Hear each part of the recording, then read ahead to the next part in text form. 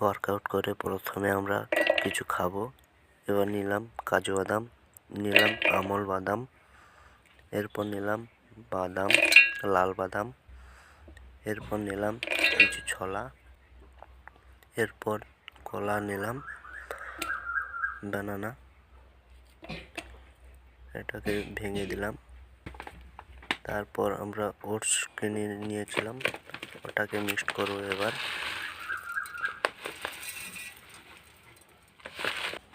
Mixed করা হয়ে গেছে। এরপর কিছু আমরা পাউডার তৈরি করেছিলাম, ওই পাউডার কিছু দেব ওখানে।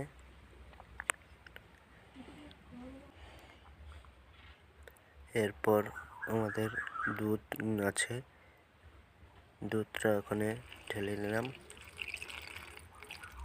মিক্সড করে ঢেলে দিলাম।